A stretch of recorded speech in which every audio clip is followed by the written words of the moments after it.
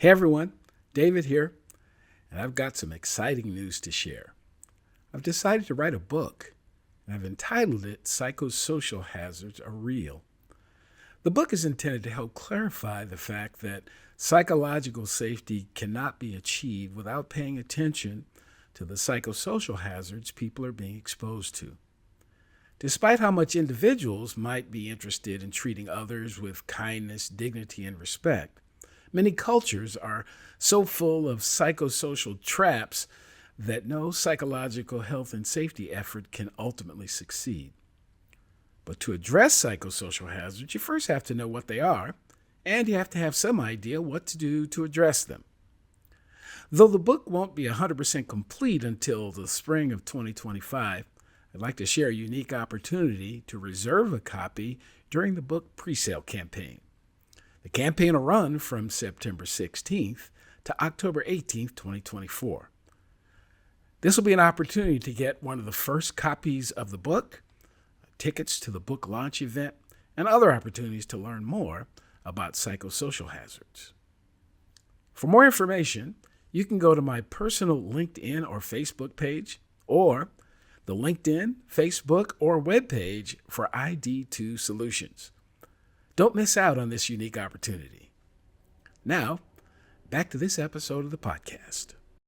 Shifts in the labor market over the past generation have dramatically upended how people work and where they work, in many cases exacerbating the reality that their work is often more hazardous than others in high-wage occupations.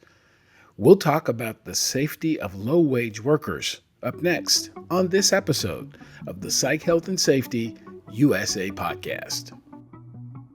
From Flourish DX, this is the Psych Health and Safety USA podcast. As workplace mental health has become a global priority, there's a greater focus on addressing psychosocial hazards.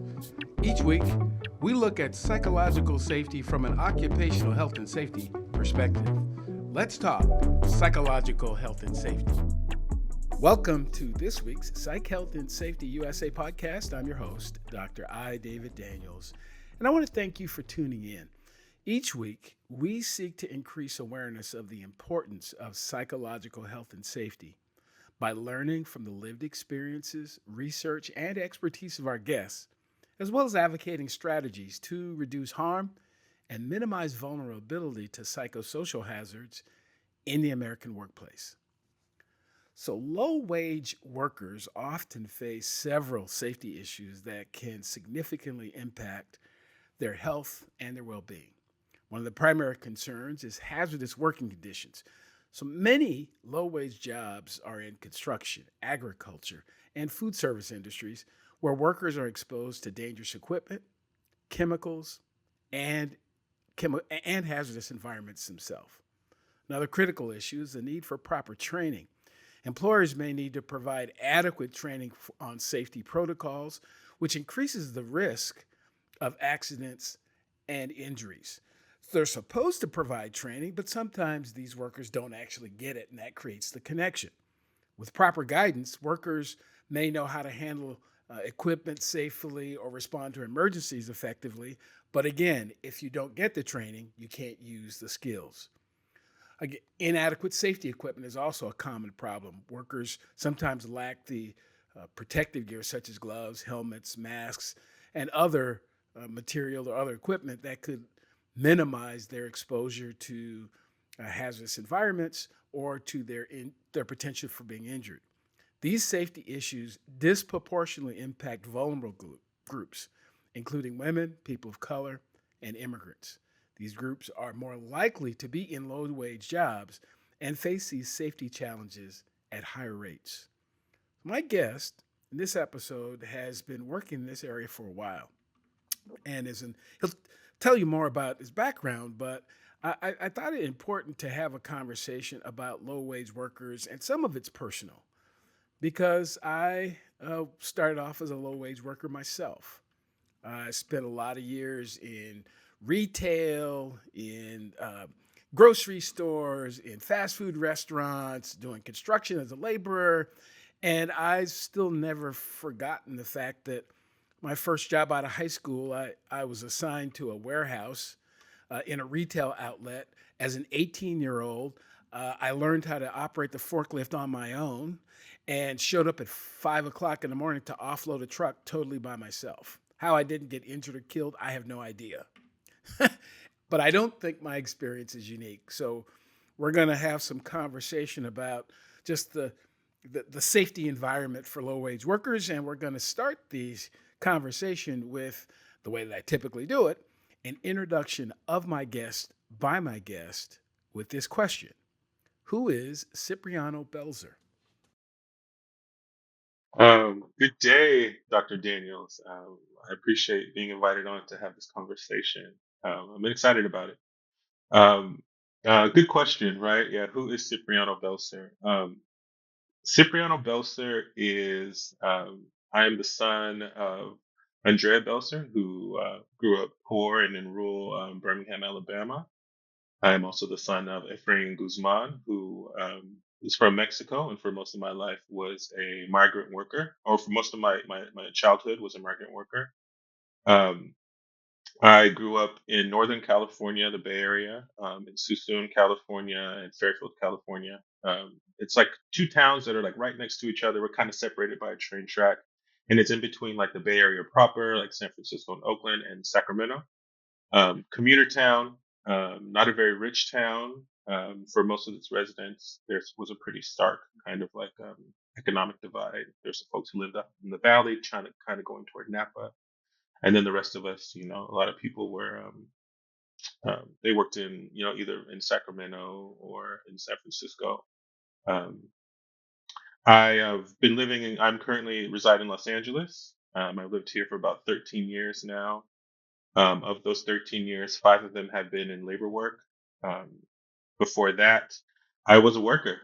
It was a recent transition in a way into professionalized labor advocacy and labor rights work. Um, but like you, most of my life, I was a low wage worker. I worked in fast food. I worked in warehouses. I worked retail. I was a laborer on some farms, kind of out by where I'm from. Um, so my experience in this, I think it's been an interesting kind of transition, and I think more folks who do come from these kinds of backgrounds, it's really important for us to get into this kind of work because we understand it, we know it, we've experienced it, right? Our families experience it. Um, yeah, yeah. I don't know. I'll pause there. Maybe I don't know if there's any other questions there. Oh, well, actually, let me. I can talk about who I am as far as my professional life, right? So I'm the co-executive director of the Southern California Coalition for Occupational Safety and Health. We're also known as SoCalCOSH, and we're an organization that believes that all injuries, illnesses, and deaths are preventable on the job, right? We believe that a person should come home the same way they left, right? And we try to get at the root causes of why and how workers end up in these really dangerous situations. Our organization has a big focus actually on low wage workers, immigrant workers, kind of really more vulnerable worker populations, right? We've been doing even work recently with some like sex workers because they're in very hazardous environments, right? And occupational safety and health, and even in the more traditional sense, very much intersects with the work that they do. Um, and that's important to us and our team, I think, one, because a lot of us come from that background, or our families come from that background, but also we recognize that low wage workers don't have the resources behind them to like make these changes, right? So they're often marginalized or not listened to, right, in the things that they experience. And so we want to be there to one, give them the education and training around their rights, right? Help support them in collective action, right, to make the changes that they need to on the job, as well as like be there to amplify their voices so that they are heard by, especially folks, decision makers, and those who are tasked with enforcing health and safety law. Wow. Lots to dig into over the next few moments while we're together. Another question that I ask folks when they come on is what does psychological health and safety mean to you? That's a lovely question too. Because I often think that it's something that is kind of overlooked as well, right? Like in labor work, the focus tends to be on wages, right? On how much am I getting paid? Am I getting overtime? Things like that. Um, so even just general health and safety is kind of often overlooked. I think we saw that in a big way with COVID. Um, and within that kind of smaller subsection, the idea of mental health and psychology, I think, is often even further overlooked because then we're thinking about the body, what happens to the body, right? But we don't think about what happens to the mind, to the emotions, to the whole person, right? Um, so when you ask that question, it's something I've been thinking about, especially recently, like in my work, because there's kind of a realization I think I've come to. Um, or maybe an affirmation in the time that I've done this work, right?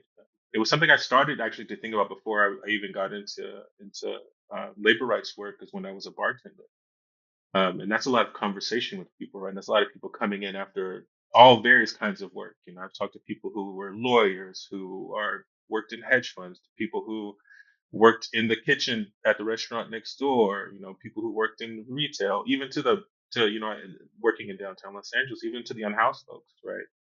Who were part of our community that we would see every day and we would have conversation. And um, I've, I said that affirmation for me really comes down to like it's what is you're getting people to think about their relationship, their personal relationship to what we call work, right? And their relationship to the self. Um, I think that people tend to kind of adapt maybe in a way to these kind of oppressive like environments, of these oppressive workplaces, these oppressive conditions, right? These dynamics that very much permeate our societal culture around work. And I think that one, talking to people and figuring out strategy and helping convince people that they don't deserve to be in those spaces, right? I've met a lot of people who think, especially in low wage work, and talking to like immigrant workers, I think even especially, um, this is just how it is, or that I might not matter, I might matter to my family, but in the large scheme of things, I don't matter, so I can just endure these things, right? Um, and getting them to realize that one, no, that's not true, right? You are a whole person. You should think about yourself as a whole person. So how you feel about, where you're working, how you feel about your position in society is important, and also providing that resource to help build those skills to challenge that and change that, and be able to recognize, how and why a person is having to go through what they're going through. Yeah, so many thoughts rolling through my head while you're uh, sharing that description. Again, as I shared, this is where I come from. As a matter of fact, my mom was a worked in hotel hospitality for a bunch of years. Basically, she cleaned up people's rooms in hotels, and that's how she put food on the table for us.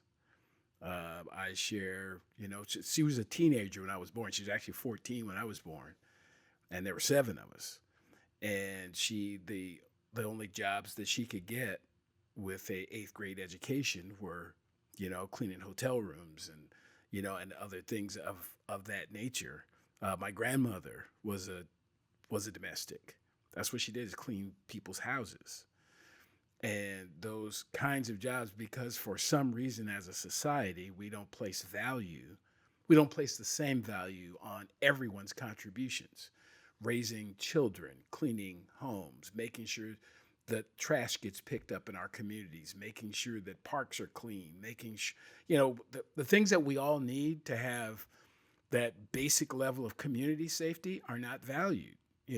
I can go to any community in this country and go to who works in the sewers, who, who picks up the trash, And I'm going to find generally they're going to be people of color, and women are going to be doing that work. And they're also going to be exposed because of the exploitative nature of how our economy was established from the start. The entire economy of the United States was started on a system of exploitation. It just was. And we can't expect, a few hundred years later for all of those, even for those who say we want to do it different, the system was built on the backs of people who got, in some cases, got paid nothing.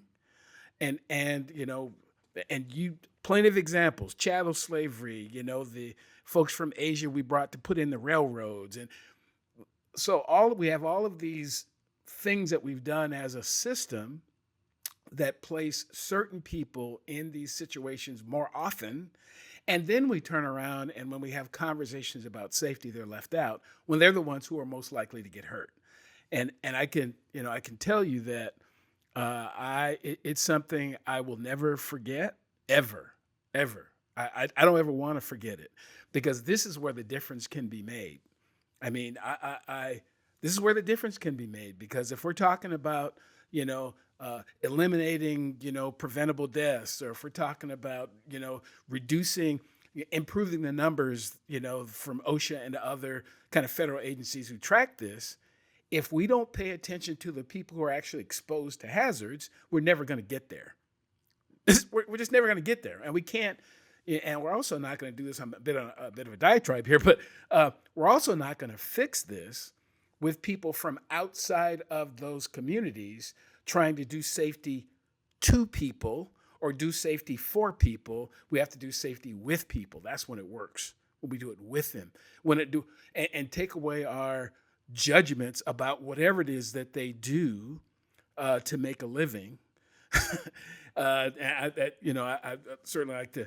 I recall being in on some of you all's events, and I didn't know that there was an organized effort to protect the health and safety of sex workers. But why not? These are human beings who ultimately are placed in situations by other human beings to be psychologically and physically harmed, and somehow we don't care about that. So we want whatever it is that folks produce, but don't seem to be interested in how that human being feels before, during, or after we get whatever it is that we're looking for. So tell me a little bit about how you got interested in health and safety, period. Because so a guy who's working retail or doing labor stuff, how do you become interested in occupational health and safety? Thank you. And I just wanted to I 100% agree with everything you just said. I think that you laid it out really importantly, and that's that root cause, that I think is really important for us to continue to bring up in our work. Um, and I guess that's kind of the segue for me in some ways. Like, yeah, I worked regular retail jobs, or service jobs majority of my life. But I think because of the experiences that I heard and saw my parents go through in a lot of ways, like one, listening to the stories of my dad being a migrant worker, right? And the things that they had to go through living in like these shacks, and like the injuries that people would suffer, and just the conditions that they had to go through. And even my own mom, like, um, she worked most of my life, until I was probably like 15 is when she went to college to try to, you know, kind of improve our life. Like, she worked regular service retail jobs, and even in her attempts, like, it's interesting when you talk about that, um like the value, right? And then even like that psychological safety as you're trying to like even better your situation, right? Like, there's a story that my mom would tell me, and like when she started this nursing program, and she's moving through the nursing program, and I think she's near the end of the nursing program, and so she's out doing like volunteer with different doctors, right? um, and she was sexually assaulted by one of the doctors. This was probably in like 85 or so. I was like little, right? And this white doctor, you know, she was they were doing something in one of the rooms, and he comes over and he grabs her bottom, right? And my mother, being the woman that she is, she was like, "No, you don't do that. You don't touch me like that." right? And my mother, that's one thing I got. My mother was always fighting, like she would not let disrespect happen around her. And that's something I think I picked up. But because of that, right? So she was like given a choice in a way, like don't report this and you can finish the program. Or if you say something, you're going to get kicked out of the program, right? So I think that's another, when we talk about like these psychological effects, right? Because even people would try to use their power, to take advantage of you and then use that to silence you, right? And I think that's something that a lot of workers, especially low wage workers, because they live in precarious situations, right? These states where it's um, right to work states like we have, right, like where they can just fire you for anything without any kind of just cause. So these things are always on the mind of workers, and I remember those feelings myself, right? And so, I've always, I don't know, maybe it's just you get to a point where you're like, well, if this is something that's constantly happening, and in my own kind of study, I started to look at these root causes that we've been discussing, right? Like why is it I look around and it's always people who look like me, people who look like my family who are in these kinds of jobs, in these kinds of situations. What do you do about it, right? Like there has to be something you can do about it, right? And I was lucky enough to have a friend who was in the labor movement. She was doing labor work. And I remember once we were having this conversation one day, and I was like, I don't know, like I love connecting with people. I love building community. I was really enjoying that as a bartender, but it was interesting because people come and bring their problems to you, and and my mind was constantly like, well, how do we fix it? How do we fix it? How do we fix? How do I fix it? How do I fix it for myself? How do I fix it for my coworkers? Right? Like, and she was like, okay, let me, I want to. She goes, I'll send you to this training through my job. She goes, and if you like what happened there, what's going on there, we can figure out. Maybe you can become an organizer. And at the time, I didn't know what that was. I was like, an organizer. What is that? I was like, is that you don't have to go back to school? She was like, no, no, no, we'll figure it out. So I go to a training. It was for how to deal with union busting. So that was like my introduction to kind of like the intricacies of unions, how they work, but also the um, the just like, yeah, like that retaliation and stuff that happens from employers when workers are trying to organize. And I fell in love. I was like, I'm in this room with other people who like have thoughts like me or have dedicated their time in their life to push these things forward to change these dynamics, right? And so I came back and I was hungry and I just volunteered. So I was bartending, I was bartending and I was working at a pizza joint, and then I was just volunteering any moment I could. I was volunteering for blitzes. Can I come to this action? I wanted to meet these people. Is it okay if I come and sit in on your unions? They're talking about their contract, right? Um, and I did that for like a year and a half where I was just volunteering, building relationship. And seeing these things happen, seeing these changes, looking at these actions, I knew I was like, okay, this is the space where something where we can kind of come together and push the needle, right? At the very least. And I went through a training with the LA County Federation of Labor. They have this 3-day organizing training where you go through a series of 3 days of organizing education, and then you go out on a blitz with a union that needs help, and you actually get the real world experience of talking to workers. And I did that, and that's when I knew I was like, okay, I'm gonna have to make this transition. Like, this is what I really want to do. And yeah, so I found an internship at this organization called Jobs to Move America, and they work with heavy manufacturing. And they help hold like manufacturers, especially manufacturers that come from overseas, help them hold them accountable to their employees, but also to the community. They developed what they call the community benefit agreement, where like different organizations in the community will come together and kind of make these demands of like, let's say a company that wants to come in and build rail cars or come in and build any kind of large manufacturing, so that there is accountability to not just the workers but also to the surrounding community, right? Like, will you hire 50% of your workforce from us? We want to make sure that we're doing like yearly environmental reports that the community can then come and talk to you about, things like that. So I worked with them, and that was wonderful. And but in these things, right, like the idea of health and safety kept coming up, because then I think about the body, and I think about, I have scars on my body right now from the work that I've done, and that's something I kept thinking about, right? Like in addition to the idea of like we should be paid a fair wage. And so when I first stepped out to like get a full time organizing job, there were two organizations that I applied for. One was an organization I work for now, which is SoCalCOSH, and the other organization was the Restaurant Opportunity Center of Los Angeles. And I did a series of interviews with both. I was really fascinated by the health and safety aspect of the labor movement, right? Like, I think it provides a really great opportunity to talk about these kind of root causes that we've been discussing, right? Um, and and how it affects you, like personally, like how it affects the body, not just the paycheck, but then as we've been talking about, how it affects the body and the mind, right? And the feeling.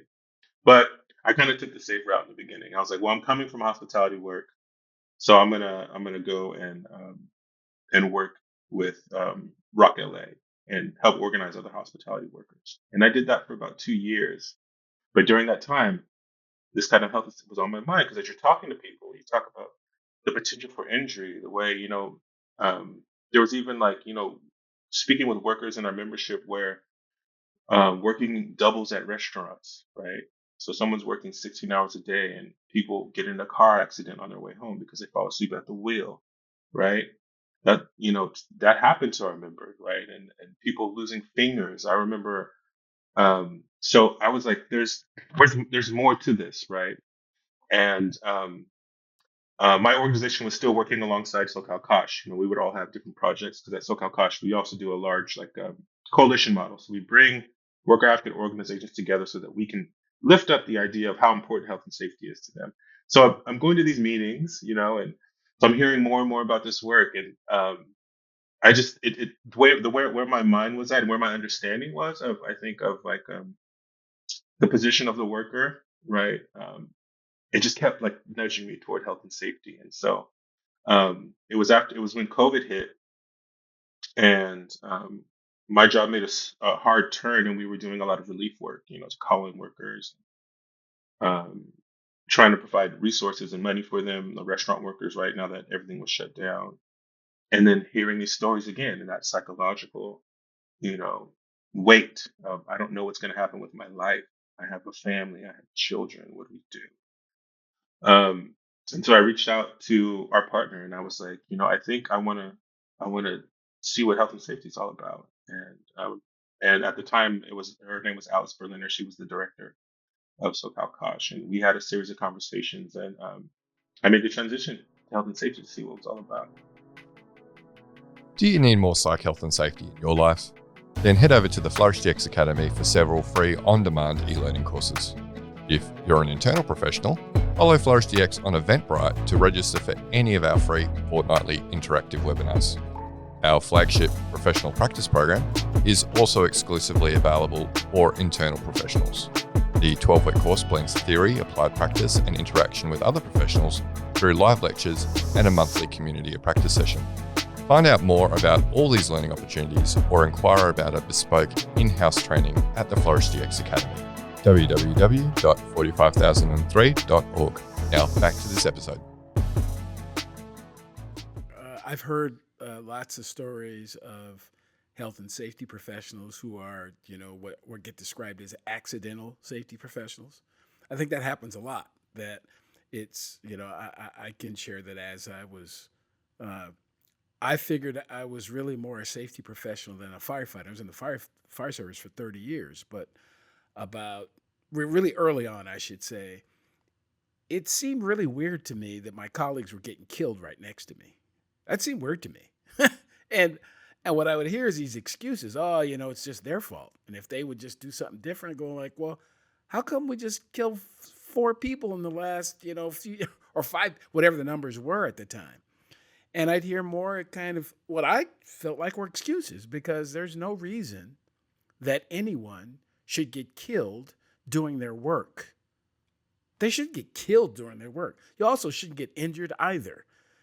And you also should, and so again, a statistic I'd share for folks over the course of my career, 30 people that I worked with either got killed at work or died from something they were exposed to at work.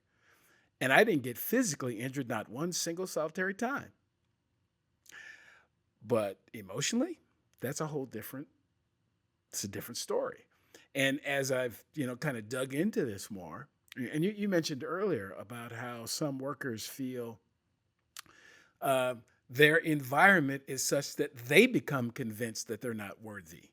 They become convinced. I heard once, it's not the stories that other people tell about you that matter, it's the ones you tell yourself. And I can tell myself, well, it doesn't matter. And when I get convinced of that, of course I won't pay any attention. I will do whatever it takes to make that next buck because the buck matters and I don't. My only value to my family is, a paycheck. And that is one way to look at it. Again, I'm not here to criticize why people feel that way because ultimately I'm not convinced that the people are the problem anyway. I'm convinced the environments we put people in are really the problem. They're the problem because they're not the first person to feel that way. If you talk to most people who are in that industry feel that way. Why? Because it was designed that way. It was designed with some person in a position of power who wanted to extract labor out of someone else and couldn't give a crap about how that person felt about it. That's why they feel that way. And until that changes, and that's the injuries aren't going to go down. They're just going to get more stealth. So yeah, you don't have a recordable, but there's a reason you don't have a recordable because folks lie about it because they know if they do record it, you'll figure out some way to run them out of the organization. If you stand up for yourself, you'll probably they'll figure out a way to fire you. And frankly, there are those of us, and I consider myself to be one of these people. You can't do that to me because I know what the law is. I know what the rules are, and I know my own value. And no, you're not going to treat me that way, period. And you're not going to treat people that I'm around that way either. That's just not going to happen. And you don't have to like it either. But because that's just not going to work. That's just not going to work. And again, I think we just need to have more conversations about the health and safety of everybody, not just the health and safety of some people. Of some people. So you mentioned a little bit about how you made the transition from the other organization to SoCalCOSH. For people, I met your executive director at a National Safety Council event a couple of years ago and have been enthralled about what y'all do since. I just really have because, like I said, there's I can see myself in the work that you all do. So, but talk a little bit about how SoCalCOSH functions and how you're connected to a network of organizations who do the same thing. Yeah, and I think, and this goes into kind of something that you had mentioned just before that I think is really important, right? Like on our end, it's interesting how you were talking about like it's in the environment and it'll be that way until it changes.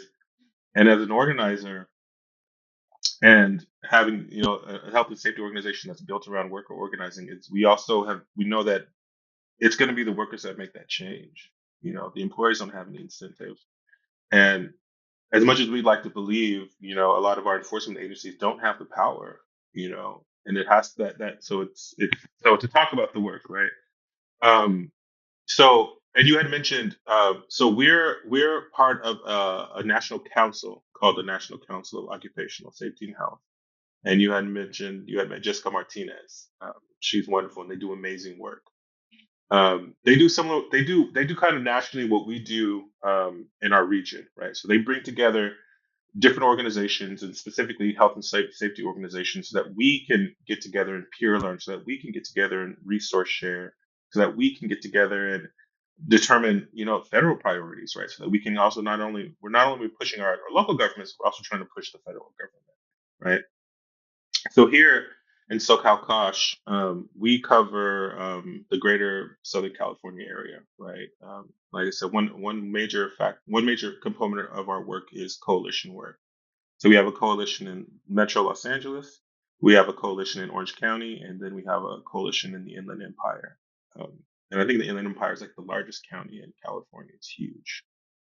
And we bring together we focus on trying to bring together like worker centers, right? So they focus on like low wage workers and immigrant workers or really marginalized workforces like domestic workers, for an example.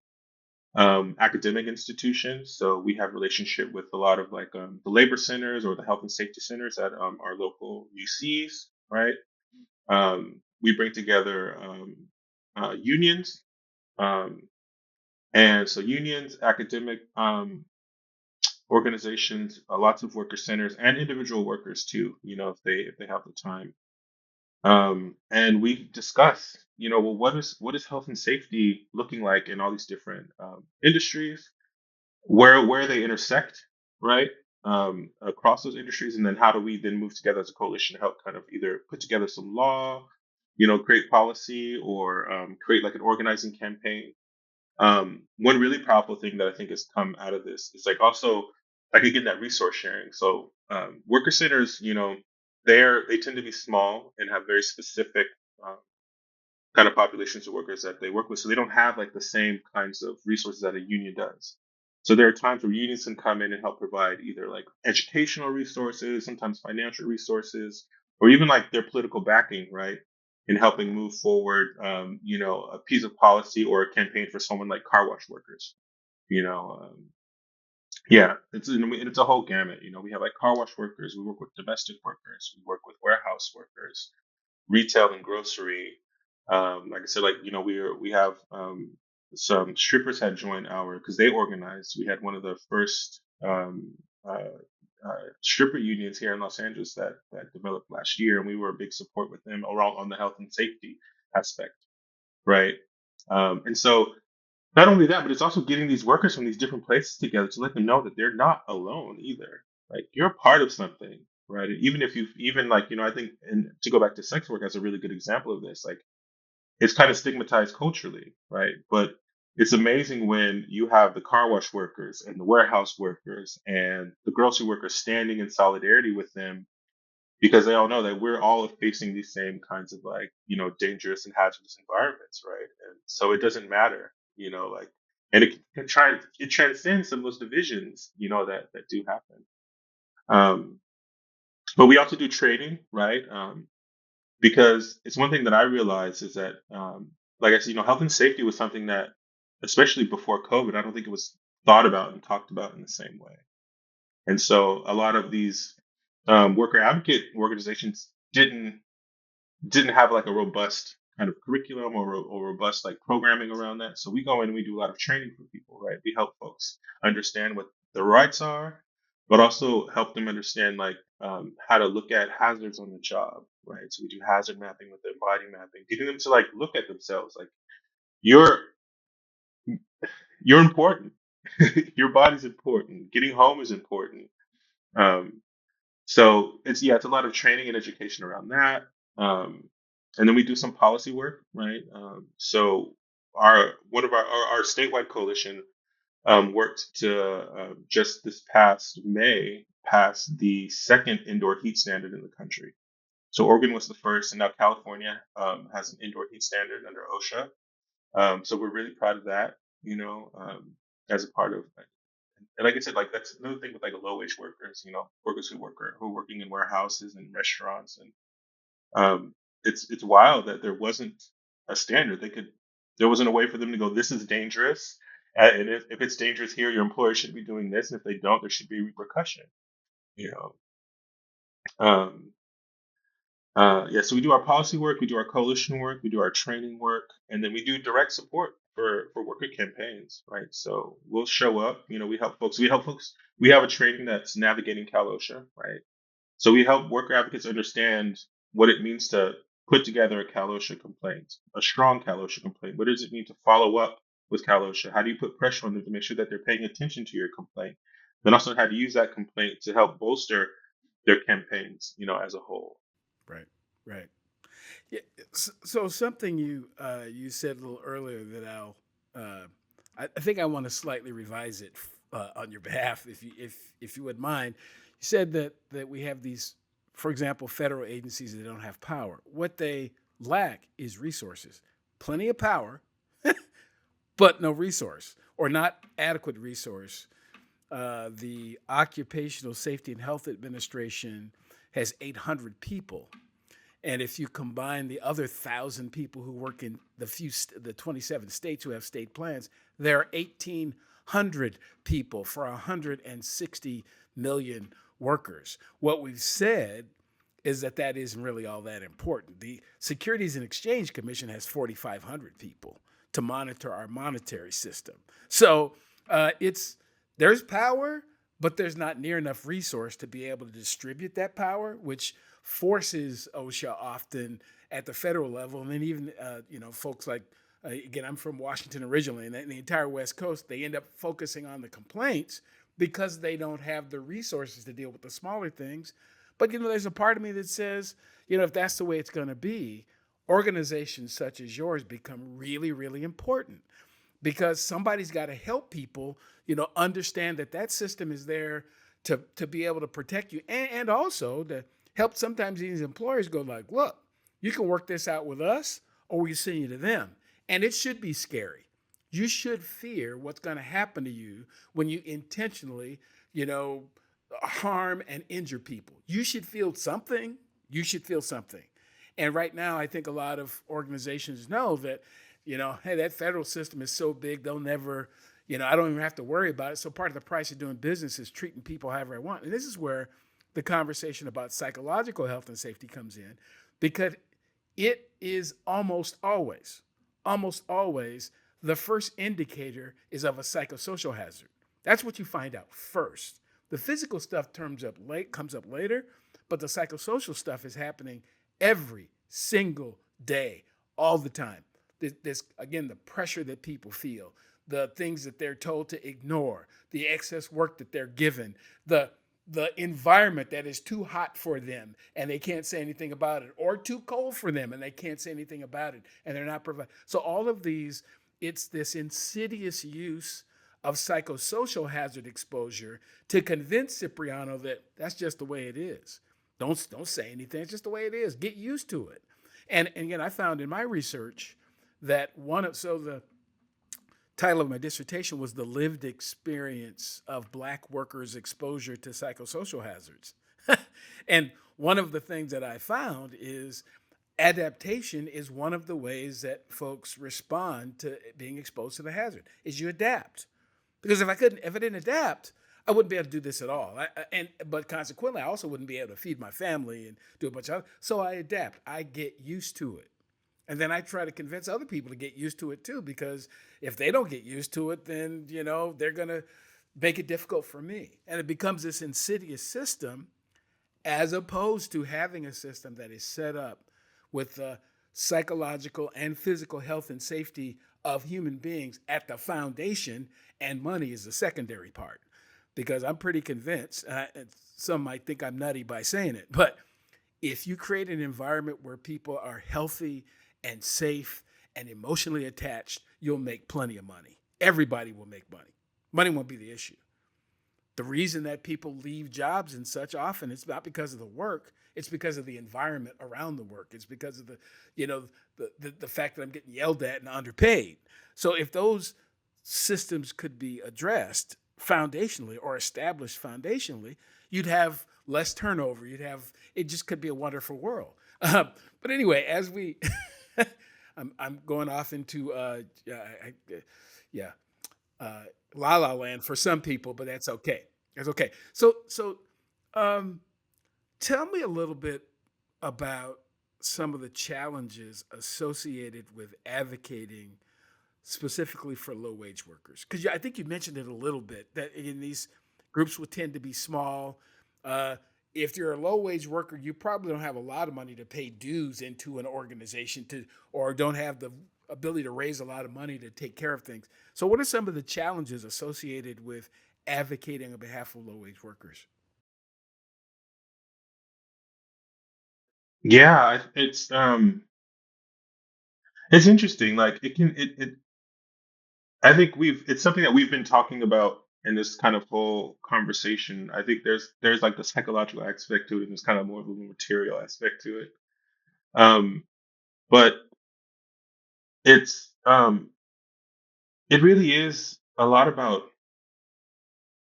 dealing with like one how they feel about themselves. I think it is very much it's very much like a work around investigating relationality, right? Like their relationship to themselves, their relationship to their work, their relationship to society, right? Um, that I think differs a lot um, from maybe other kinds of work or maybe like more professionalized kinds of work. Um, I think there's a lot of feeling of being stuck, you know. Um, and then there's some more like practical things too, like language. We work with workers that have minor like Thai, Korean, different dialects of like Latin America, like Nawal or Purepecha, folks that speak Tagalog exclusively, right? So then one, it's like, and then there's like these practical challenges, like, okay, so part of our job too is like translating, like the idea of language justice. Like they just don't have, they just even if they wanted to go and read like an OSHA standard, they're maybe in Spanish, you know. So who's there to help translate that into something that they can understand and that they can read, right? There's those kinds of challenges, right? um there's just the resources, right? Yeah, like we and I think that's why there's such a community of support that's happening between all of us in organizations, because yeah, we don't our members can't pay dues the same way union can. um so we have to rely on each other. We're doing trainings together, right? Then there's that challenge of if we're having these people in the room, also how are we breaking down these barriers too, right? How we break these barriers between different kind of ethnic groups sometimes. um there is and maybe this kind of goes back to your observation, where it's like, and then there's the challenge um of how do we get like these enforcement agencies to be responsive to these kind of marginalized communities of workers, right? Because yeah, you're right, they are severely understaffed, and part of our work too at SoCalCOSH is like we started it 3 years ago. It's called the Regional Relationship Building Program. So we bring these marginalized, these like worker centers to the table with CalOSHA, so they can sit face to face and talk to each other. So they can work out, how do we improve our relationship? How do we improve communication? Because these workers are going through some really terrible things, and we know that you guys have limitations. What are those, and how do we work around that? Right? We have a group where we're trying to work on staffing. We're trying to like, how do we help? Can the worker advocates help advocate for more funds to come down so that Calendar can be staffed in a way that they'll be able to be more responsive to the workers' needs, right? So that kind of or that, yeah, I'm trying to find the word of like, instead of using marginalized again, but like, it's just a lot of the groups of workers that we work with, yeah, are ignored in a lot of ways. So that it just a lot of these other challenges come up. And making sure that they're like, that they know that they can be vocal about their needs too. I think that's a big thing. Yeah, like make sure that these things are translated into different languages. Make sure that when you're doing a briefing, that you have translators, right? um or for instance, with domestic workers, this isn't like a challenge, right? They're not even recognized by OSHA, right? And they go through some severe, talk about psychosocial abuses. you know so it's kind of making the invisible visible. I think that's a huge challenge with working with low wage workers and like workers and this goes back to, I think, your initial statement, right? Like, it's all of these jobs that are absolutely integral to our society. Like if but and it's interesting because of how important they are in that type of labor. And I do agree, because it's certain ethnic groups that they've always been associated with. It's been certain genders that this work has always been associated with. They're disregarded, right? And how do we make them visible first, and then give them the confidence to be vocal second? That's right. That's right. That's right. Yeah, this is again, this is this issue of how people feel in these working environments. I just it cannot be emphasized enough. The someone decided to create that business, whatever that business is. That's everything from picking fruit to building high-rise buildings. Somebody decided that that was work that was worth doing by someone.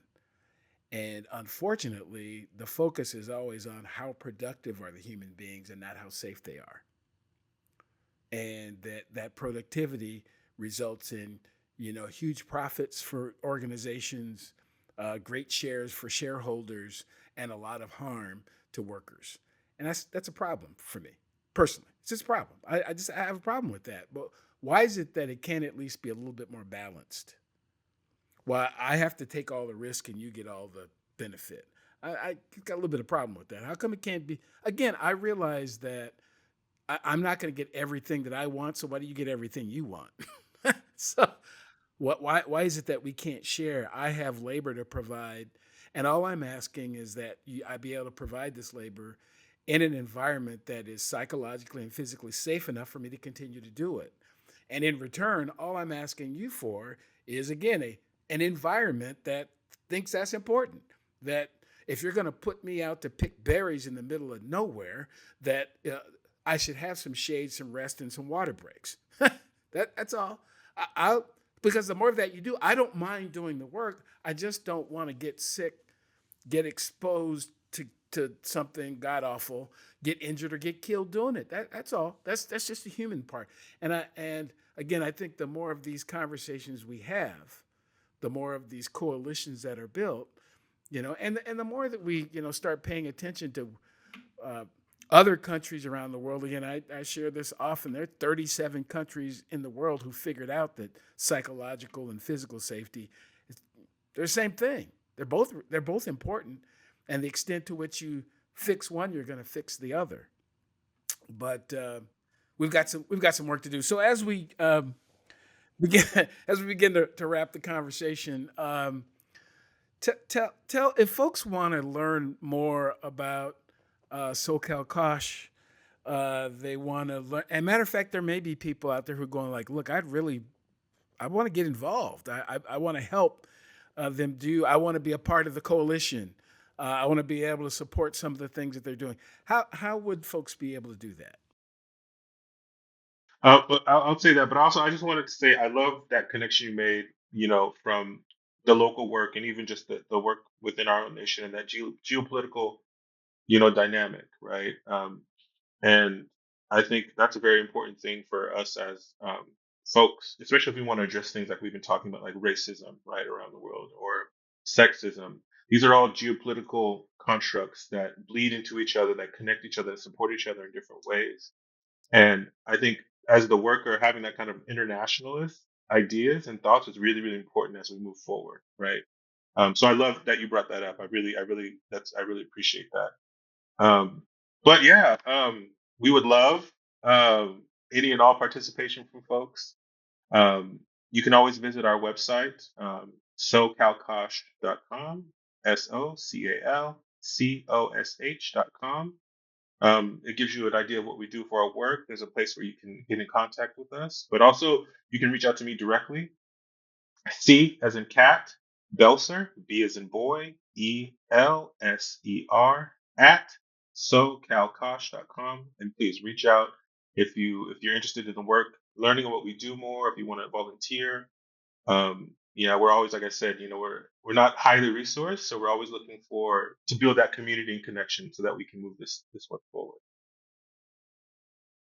Well, thank you very much for sharing some of your time and some of your experiences, and it warms my heart that there are people at least trying.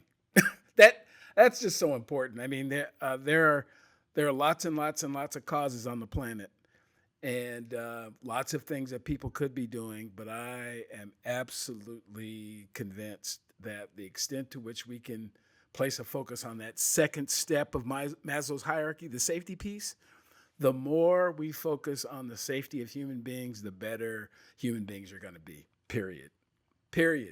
Because they can't do all that other stuff. They really can't produce at their highest level. They really can't relate to other people.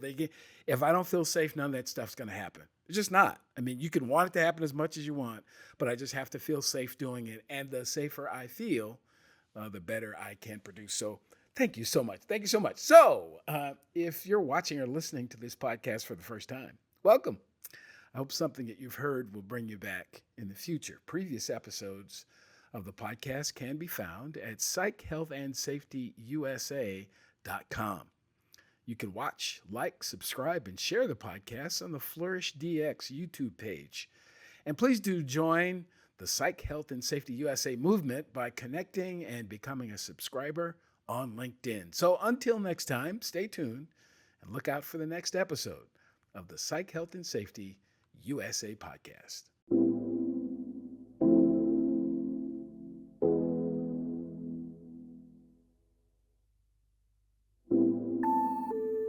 Tune in each week for new episodes of the Psych Health and Safety USA podcast. If you have a story or know of one that needs to be told, reach out to us on LinkedIn or send an email to david@id2-solutions.com or go to the Flourish DX website at flourishdx.com. We'll see you next time.